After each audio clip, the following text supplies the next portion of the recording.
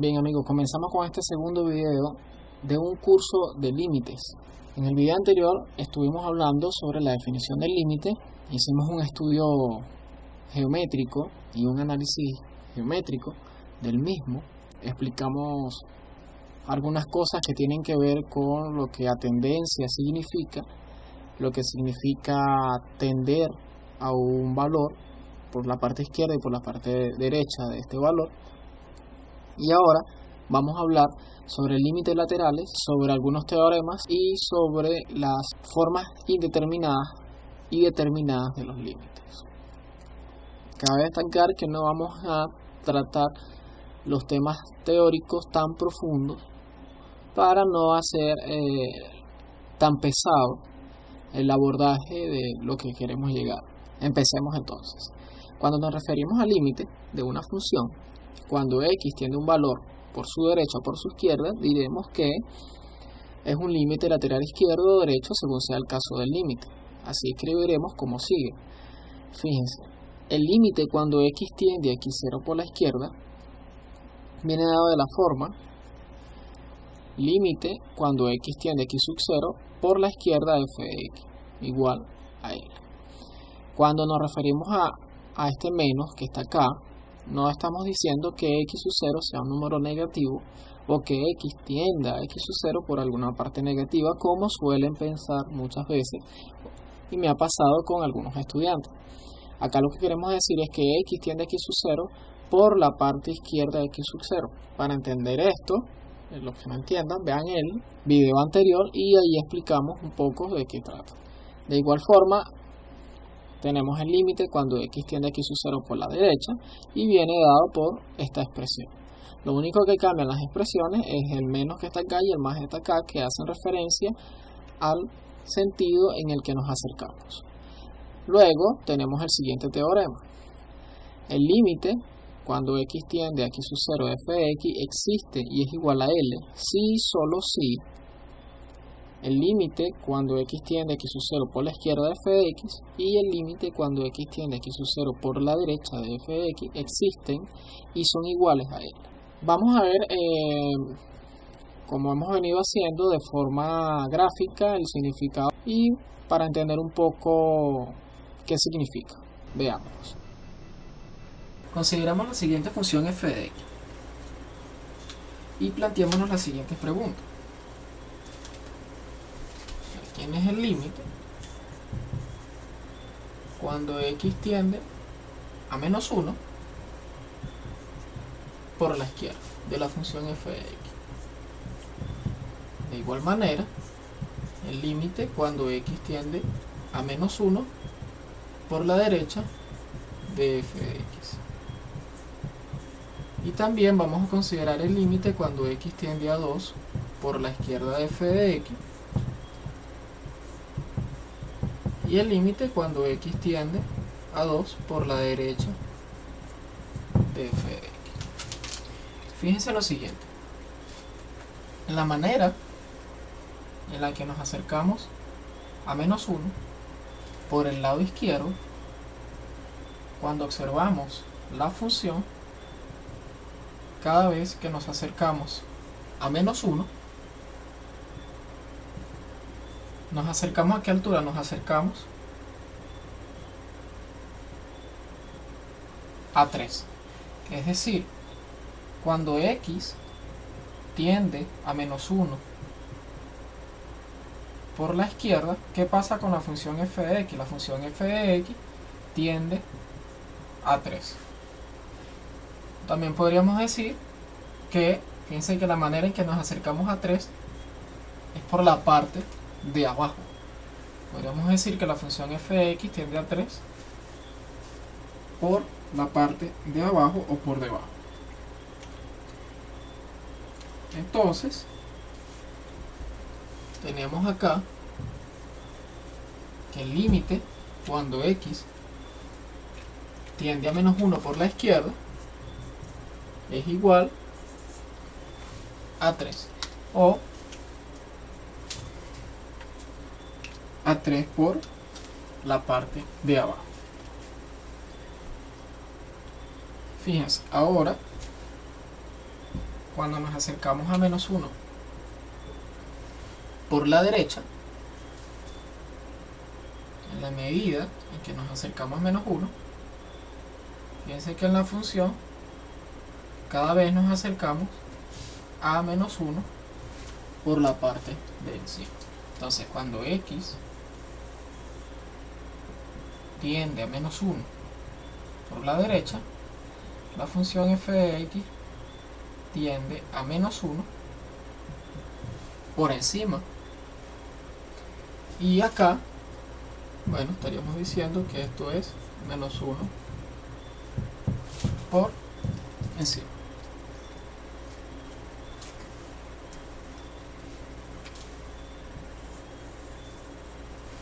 Ahora veamos esta parte de acá. Cuando nos acercamos a 2 por la derecha o por la izquierda, notemos que en ambos casos vamos teniendo cada vez una altura mayor que la altura anterior en la medida en que nos acercamos a 2.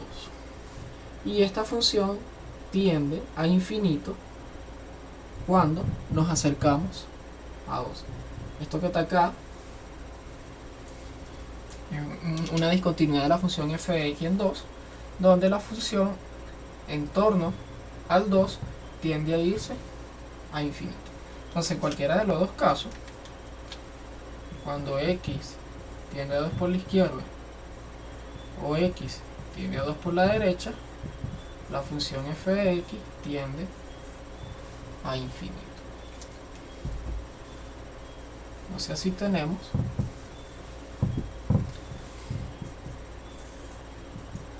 que esto es infinito. Fíjense, en la plantilla anterior leímos que el límite de una función f de x es L si y solo si los límites laterales existen y son iguales a L. Entonces fíjense, nosotros podemos acá decir que el límite de nuestra función f de x cuando x tiende a menos 1 no existe. ¿Por qué no existe? Bueno, porque los límites laterales son distintos. Fíjense que uno nos da 3 y el otro nos da menos 1. Pero el límite cuando x tiende a 2 de la función f de x es igual a infinito. ¿Por qué? Porque los límites laterales existen y dan el mismo valor. Esto es más o menos lo que nos quiere decir la plantilla anterior. Luego vamos a tratar problemas donde en el intento de levantar indeterminaciones nos surgen algunos tipos de indeterminación que la vamos a resolver aplicando este tipo de análisis. Sigamos entonces. Tenemos ahora el siguiente teorema. Sea f y g dos funciones tales que el límite de f de x cuando x tiende a x sub 0 y el límite de g de x cuando x tiende a x sub 0 existen, entonces tienen lugar los siguientes teoremas. 1. El límite cuando x tiende a x sub 0 de f de x más o menos g de x es igual al límite cuando x tiende a x sub 0 de f de x más o menos el límite cuando x tiende a x sub 0 de g de x. Esto es, básicamente lo que quiere decir es que el límite de la suma es igual a la suma de los límites, o el límite de la diferencia es igual a la diferencia de los límites siempre y cuando los límites existan. 2. El límite cuando x tiende a x sub 0 de f de x por g de x es igual al límite cuando x tiende a x sub 0 de f de x por el límite cuando x tiende a x sub 0 de g de x. Esto dice que el límite del producto de dos funciones es igual al producto de los límites de las funciones, siempre y cuando los límites existan. 3. El límite cuando x tiende a x sub 0 de f de x sobre g de x es igual al límite cuando x tiende a x sub 0 de f de x sobre el límite cuando x tiende a x sub 0 de g de x, donde el límite de la función que está en el denominador es distinto a ese. El límite del cociente es igual al cociente de los límites. siempre y cuando, bueno, las expresiones tengan sentido, es decir, la suma o la diferencia tenga sentido, el producto tenga sentido y el cociente tenga sentido. ¿Qué queremos decir con esto de que tengan sentido? Vamos a ver a continuación algunas formas indeterminadas de los límites para entender lo que nos quiere decir esto de tener o no sentido.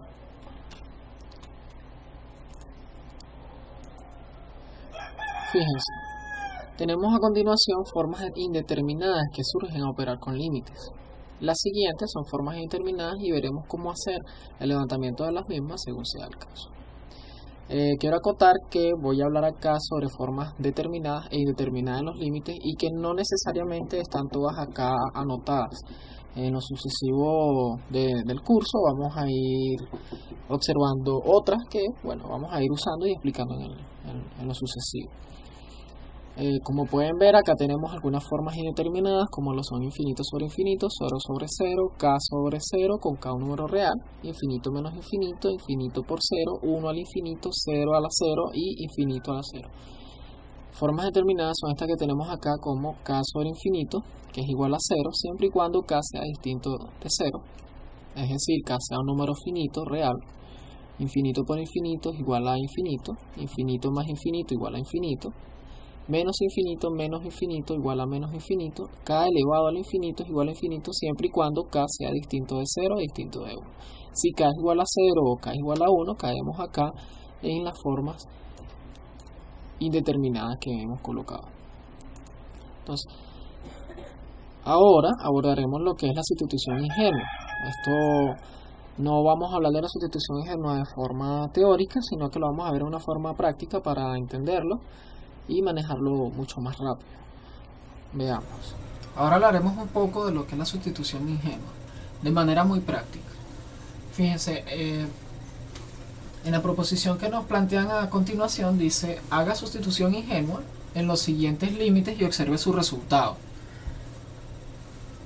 Tenemos el límite cuando x tiende a 1 de esta función, el límite cuando x tiende a 2 de esta, el límite cuando x tiende a 0 de esta. ¿Qué es la sustitución ingenua en el límite? La sustitución ingenua en el límite no es más que evaluar en la función que nos están dando el valor al que tiende la x en el límite. Entonces, si evaluamos 1 en la función que nos están otorgando, obtenemos lo siguiente.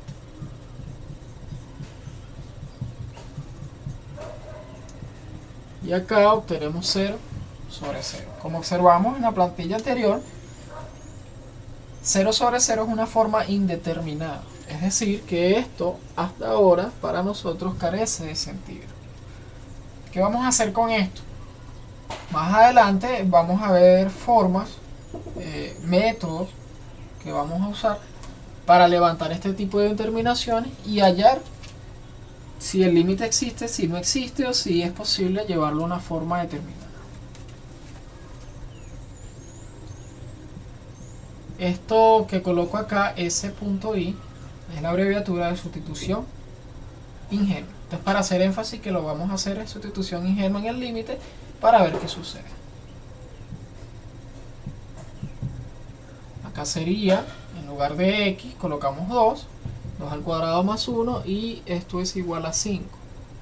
Entonces, acá tenemos un valor que es coherente, que es aceptable. Y entonces podemos decir que el límite cuando x tiende a 2 de esta función simplemente es 5. Veamos qué pasa en esto.